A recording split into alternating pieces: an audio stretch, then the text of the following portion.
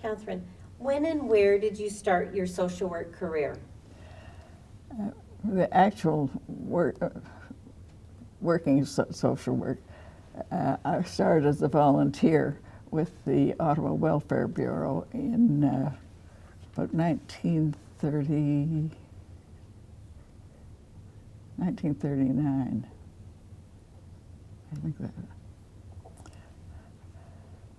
somewhere in that area.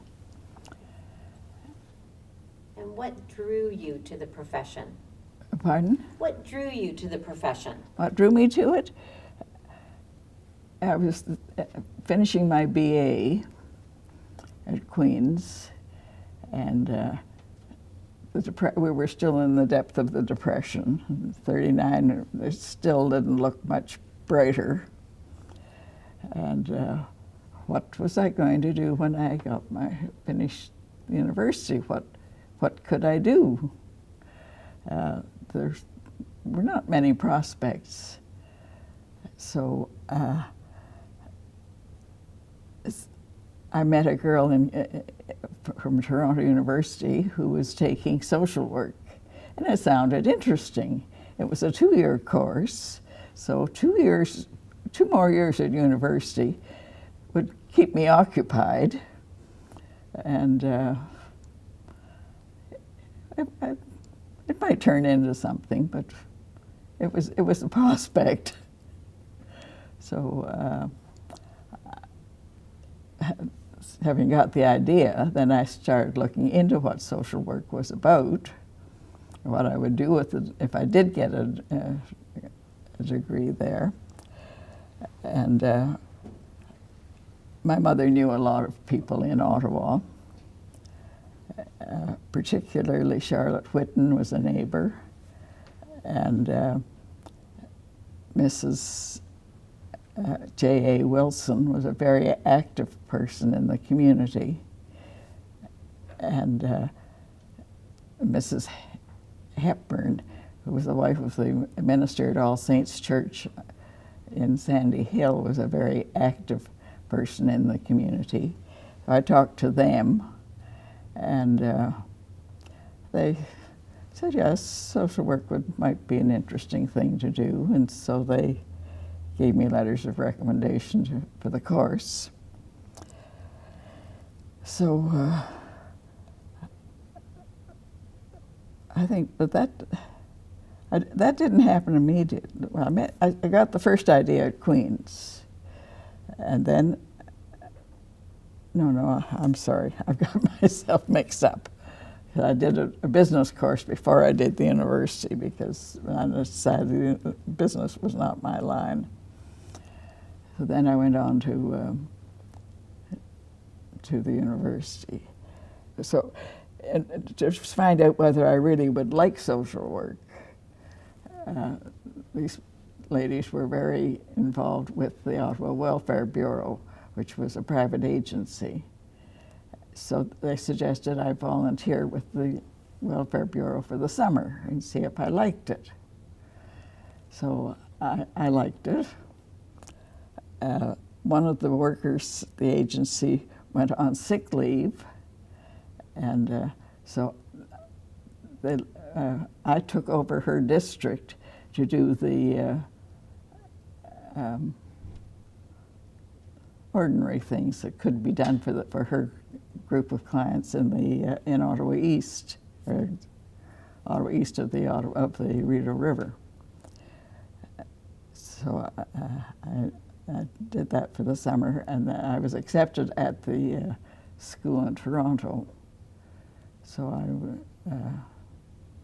went I did the social work course in Toronto. That was what got me in. It was a very interesting agency. It was during the Depression, and most of the problems were, the things I did for that summer was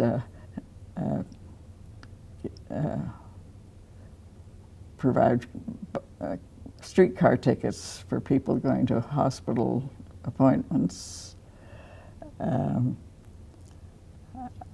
and we had a relief fund of $10 a month. We doled out 50 cents a piece here and there for people with emergencies of some sort. It was not very much, but it was something more than nothing. What else did we do? The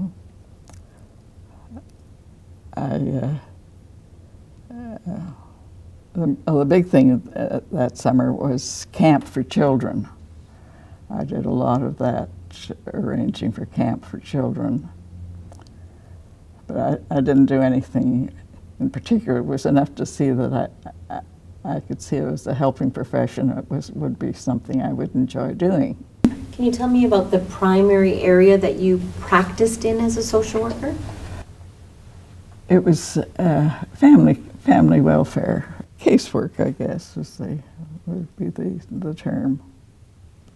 Then I did the 2 years in Toronto, and in the summer or at least for the field work, I did home finding with Children's Aid, and in the second year I did public welfare. Can you tell me about the years that you served in the military? In 1943, the Army decided they needed social workers. Actually, it was 1942. The Medical Corps took in 10 social workers, and I applied at that time, but they just needed one from each district, and Lorraine Short was the medical social worker. And the following year, they decided they needed social workers in the CWAC, Canadian Women's Army Corps. They were kept quite separate from, it was a separate unit from the rest of the military. They had their own rules and their own setup. So I enlisted, and the CWAC, nobody could wear a CWAC uniform unless they were a properly trained soldier. So I had to wait till there was a training session in Kitchener. So I spent a month in Kitchener being trained as a CWAC. At the end of the month, there wasn't an officer's training course. So I was posted to a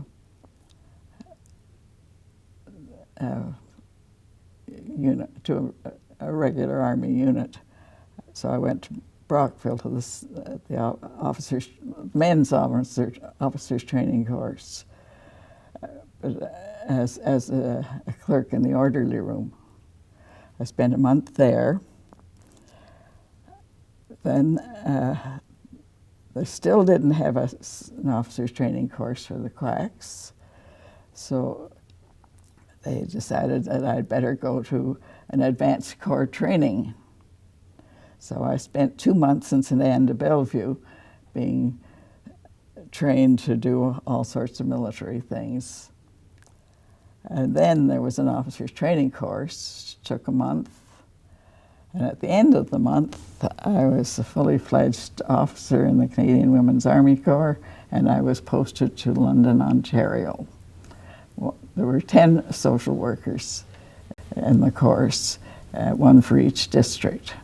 I went to London, Ontario, and I was stationed at Canadian Army Headquarters, London, MD1, and I was quartered at Wellesley Barracks. And so my office was my briefcase, which I have over there. I kept my papers in that. I did have a desk and an office at Wellesley Barracks, but I also was responsible to the CWAC staff officer at headquarters in downtown London, so I moved back and forth. I couldn't leave my papers in my office, so I carried them in my briefcase back and forth. The main reason why the Army was compelled to employ social workers was the problem with pregnancies among women in the Army. And it was decided that they should be removed from the Army as quickly as possible, both for their own sake and for the appearance of the Army. That was why I think that was why they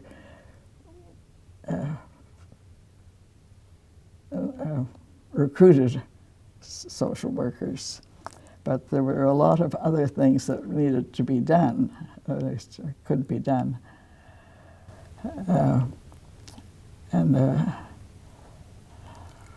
We had great lists of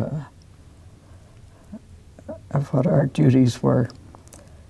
We looked after compassionate discharges, finding out what the situation was, any social problems.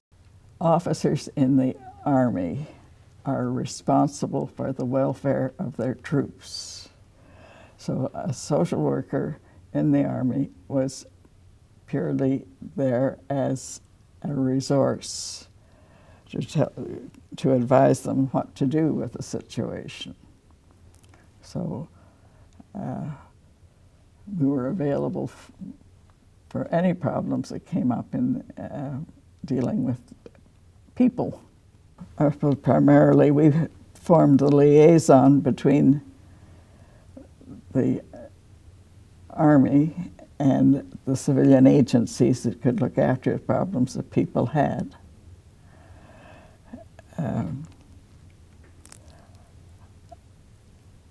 I did not deal directly with troops as a rule, but I covered military district number 1, which went from Windsor to Kitchener in the east and up to Ipperwash. So it included Ingersoll, Woodstock, Kitchener, Ipperwash, and London. So I had a regular tour that I went to all these places and consulted with the officers about any problems that they were having with that they couldn't handle. Didn't sound like very much, but it was busy, and there was always something that they were concerned about. There was one girl was at AWL, absent without leave, and she was very upset, and they weren't quite sure what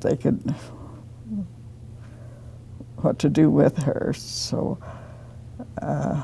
I talked to her, and her mother wasn't well, and she was afraid that I've forgotten what the mother's problem was. But anyway, the girl didn't think her mother could handle it. But she was a 17-year-old, and we made sure that the mother was perfectly all right, that the girl didn't need to go home, that she would only create more problems if she did, but we had to convince her that her mother was glad that she was concerned about her, but didn't need her to get out of the Army to look after her. And I don't think the girl really wanted to get out of the Army, but it's just that she was very upset about her mother. I had a very close relationship with the local Children's Aid Society in making early and satisfactory arrangements for pregnant women to be discharged from the Army and suitable arrangements made for them. The Army made very good provisions.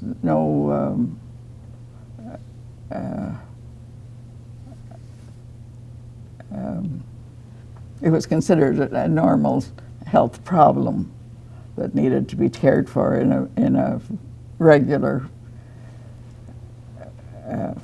normal way. There was no the best possible care was taken of the people, of the girls. It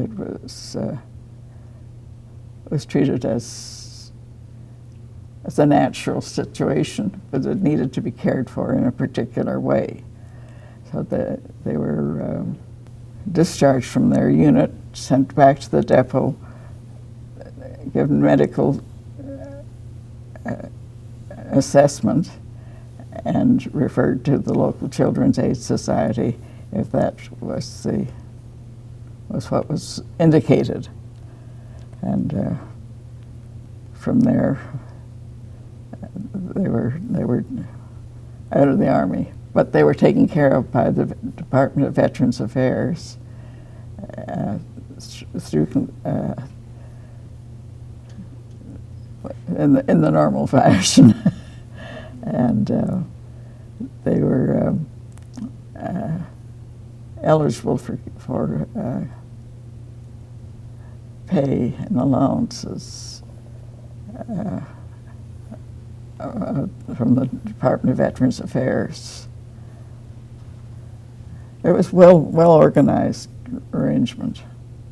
Is there a contribution or accomplishment that you're particularly proud of when you think of your career? I've done interesting things. I think the most important thing was certification, whatever, to have a legal status for social workers. I think I worked hard for that in lots of ways. And once that was accomplished, and I was old anyway, and I had trouble seeing, and so at that point I gave up. I retired. I haven't done much since. But the important thing was to get the registration through. And I worked on that from 1940 on. Can you tell us more about that? What it was like to work before social work was recognized as a profession, the professionalization, and then after?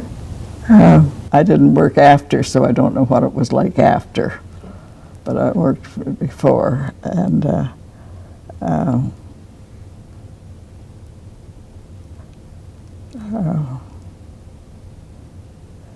it was a recognized profession. It was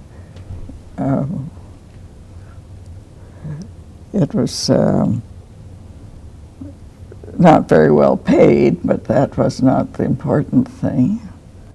There was always lots of work to do, and you did it. There were a great many people who didn't have the university qualification, but there were people who were concerned about people, and they worked hard. We felt we were providing care for people who needed care. I don't know what difference there should be between the before and after, except that the after had more authority.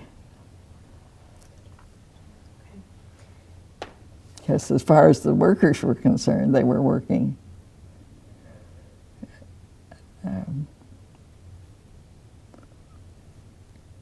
working to help. Is there anything that you'd like to tell social workers practicing today? Pardon? Is there any words that you would like to say to social workers practicing today?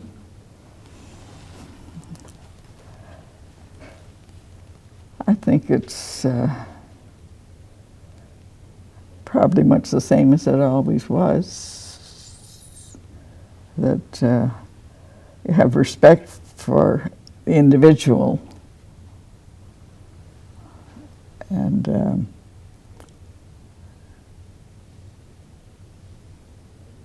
you keep up with the resources that are available. Isn't that awful? I can't think of it.